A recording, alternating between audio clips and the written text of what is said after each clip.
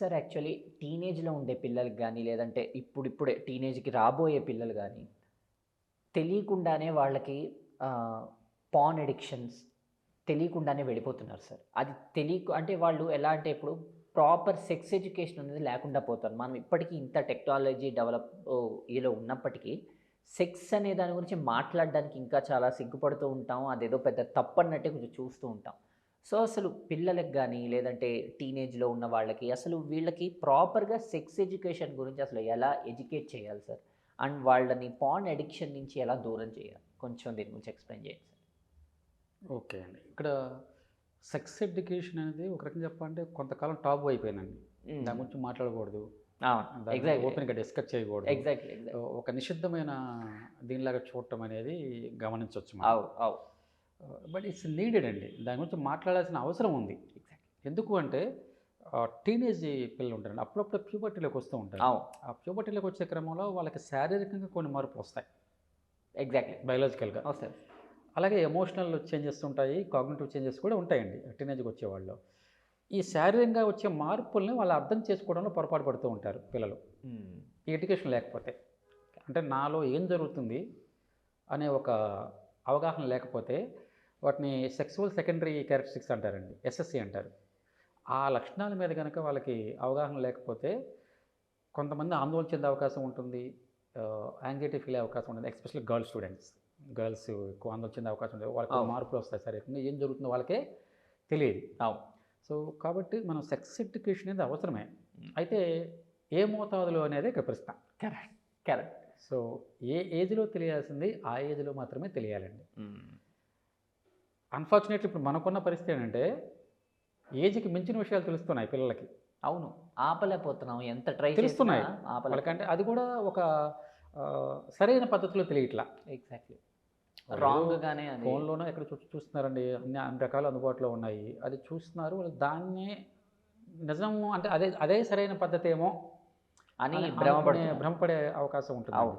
So, ఈ నేపథ్యంలో మనం సెక్స్ ఎడ్యుకేషను ఖచ్చితంగా ఇవ్వాల్సిన అవసరం ఉందండి. హ్మ్. పిల్లలకి గానీ, టీనేజ్ వచ్చే పిల్లలకి కానీ. చెప్పాలి వాళ్ళకి. అంటే ఇక్కడ సైకాలజీలో ఎలా ఉంటుందంటే అండి, జెండర్ రోల్ అంటారు. ఓకే. అంటే సార్ జనరల్ అంటే ఒక పుట్టినప్పుడు బేబీకి తనేంటో తెలీదు. హ్మ్. ఆడ, మగ అనేది తెలీదు. తెలీదు. ఎగ్జాక్ట్‌లీ. అవును. మన పెంపకంలో తెలుస్తుంది. అవును. తల్లిదండ్రులు చూసే విధానము, చుట్టూ వాళ్ళు చూసే విధానము దీన్ని బట్టి ఆ జెండర్ రోల్ ఐడెంటిటీ అనేది షేప్ అవుతుందండి. దీంట్లో ఈ జెండర్ రోల్‌లో ఎక్కువగా భాగం ఇచ్చేటంటే పేరెంట్స్ ఒకరుంటారు. స్కూల్ ఒకటుంటుంది. అలాగే పీర్ గ్రూప్ ఉంటారు. వీళ్ళందరూ కూడా ఒక ప్రముఖ పాత్ర వహిస్తారు జెండరు రోల్‌లో. సరైన జెండరు ఐడెంటిటీ ఉంటే వాళ్ళు కొంచెం ఈ సెక్సువల్ ఎడ్యుకేషన్ పట్ల గానీ, సెక్స్ పట్ల గానీ ఒక సరైన దృక్పథం కలిగి ఉంటారండి. ఒక రాంగ్ ఐడెంటిటీ వచ్చిందనుకోండి, సరైన ఇన్ఫర్మేషన్ లేకుండా వాళ్ళకి మిస్‌ఇన్ఫర్మేషన్ వచ్చిందనుకోండి, అప్పుడు వాళ్ళు కొంచెం విపరీతమైన దోవలోకి వెళ్ళే అవకాశం ఉంటుంది. ఈరోజు జరుగుతుంది అదే. ఓకే. రైట్ ఇన్ఫర్మేషన్ రావట్లేదు. హ్మ్. అబౌట్ ద సెక్స్ అనేది రైట్ ఇన్ఫర్మేషన్ రావట్లేదు. రావట్లేదు. అది మనం కాదనలేమండి. ఇప్పుడు చాలామంది అంటారు ఏంటంటే అది ఉండకూడదు అంటారు. హ్మ్. దాని గురించి మాట్లాడకూడదు అంటారు. బట్ ప్రతి ఒక్కరి లైఫ్‌లో అది ఉంటుంది. It's a biological need and correct. Biological correct. Process. Exactly. ప్రతి ఒక్కరి జీవితంలో అది ఉండాల్సిందే. అవును. ఏదో ఒక స్టేజ్‌లో నుంచి వస్తుందండి. కరెక్ట్. దాన్ని మనం ఎప్పుడోకప్పుడు ఫేస్ చేయాలి కాబట్టి, మనం దాన్ని సమాయత్తం చేయడం అనేది అవసరం. యంగర్ జనరేషన్‌ని. Hmm. So, these are the things ఉంటాయండి. సెక్సువాలిటీ అంటే ఇది అని మనం చూపగలగాలి. మీరు అందుకనే చూడండి అంటే మన ప్రబంధ గ్రంథాల్లో కానివ్వండి వీటిలో అమలైన శృంగారం అని అంటారండి. ఓకే. హ్మ్. హ్మ్. హ్మ్. సెక్స్ అంటే మనం శృంగారం అంటున్నాం. అవును. కానీ కొన్ని ఆహ్, ప్రబంధ గ్రంథాల్లో చూడండి మీకు నండూరి సుబ్బారావు గారు 'ఎంకి నాయుడు బావ'. హ్మ్. సో, అది ఒక కల్పిత పాత్రలే. కానీ ఎక్కడా కూడా వాటిని వర్ణించే క్రమంలో కానీ, ఆ ఇద్దరి మధ్య ఉండే ప్రేమను వ్యక్తం చేయడంలో గానీ, మీకు ఎక్కడ సెక్సువల్ కంటెంట్ అనేది ఉండదన్నమాట. అసభ్యంగా ఒక సెక్స్ ఆ! అనే టాపిక్కే రాదు. హ్మ్. దట్స్ వై ఇట్స్ కాల్డ్ అమలైన శృంగారం అంటారండి. సో, అంటే ప్రేమ అనేది లేదా ఇద్దరి మధ్య ఒక ఆపోజిట్ సెక్స్ మధ్య బంధం అనేది కేవలం ఆ సెక్స్‌తోనే అని కాకుండా okay. It's needed. It's one of the factor. అవును. బట్ మొత్తం అదే కాదు. కరెక్ట్. అంటే దానికి అధిక ప్రాధాన్యత ఇవ్వకూడదు. అలానే దానికున్న ప్రాధాన్యతని తగ్గించకూడదు. ఏ మోతాదులో దానికి ప్రాధాన్యత ఇవ్వాలి, ఏ మోతాదులో మనం దాన్ని తీసుకోవాలి అనేది మనం అలవాటు చేయగలగాలండి. అలా అలవాటు చేయాలంటే మన బాధ్యత ఉంటుందండి, చెప్పగలగాలి పిల్లలకి. సో ఇలా ఉంటుంది, ఒక వయసు వచ్చేసరికి ఇలా ఉంటుంది, దీస్ ఆర్ ద ఫ్యాక్టర్స్ ఉంటాయి, కొన్ని అట్రాక్షన్స్ ఉంటాయి, ఆపోజిట్ పట్ల ఆకర్షణ ఉంటుంది, అది ఆకర్షణ మాత్రమే. ఈ సమయంలో మనం దాంట్లోకి వెళ్ళామంటే మీ గోల్ మారిపోతుంది, కెరీర్ మీ path స్పాయిల్ అవుతుంది. మారిపోయే అవకాశం ఉంటుంది. సో ఇది ఎప్పుడైనా అచీవ్ చేయొచ్చు. ఈ ఆకర్షణ దాటిస్తే ఈ రిలేషన్ నీకు ఎప్పుడైనా వస్తుంది.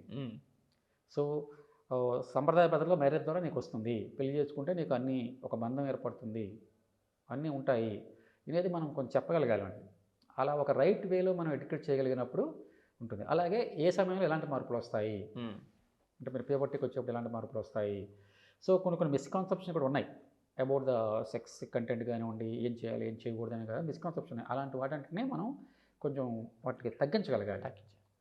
ఇలా తగ్గించగలగాలంటే పేరెంట్స్ కొంచెం ఓపెన్గా మాట్లాడగలగాలి.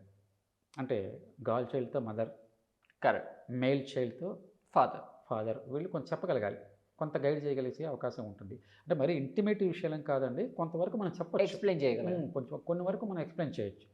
డీప్గా మనం చెప్పలేం కానీ కొన్ని వరకు మనం ఎక్స్ప్లెయిన్ చేయొచ్చు. కనీసం వాటినన్నా మనం పిల్లలకి చెప్పగలిగితే వాళ్ళు కొంత రైట్ అవేర్నెస్లో ఉంటుంది. అవేర్నెస్లో వెళ్ళే ఛాన్స్. సో వాళ్ళు ఫర్దర్ లైఫ్లో కూడా వాళ్ళు ఎటువంటి మిస్కాన్సెప్ట్ పెట్టుకోకుండా, అపోహలు పెట్టుకోకుండా వాళ్ళు ఒక మ్యారీడ్ లైఫ్ని చక్కగా తీసుకెళ్లే అవకాశం ఉంటుందండి. కాబట్టి ఇట్స్ నీడెడ్. అది దాన్ని ఏమి ఒక తప్పుగా చూడాల్సిన అవసరం లేదు. సెక్స్ ఎడ్యుకేషన్ అనేది నీడెడ్, బట్ రైట్ టైంలో తగిన మోతాదులో మనం ఇవ్వాల్సి ఉంటుంది.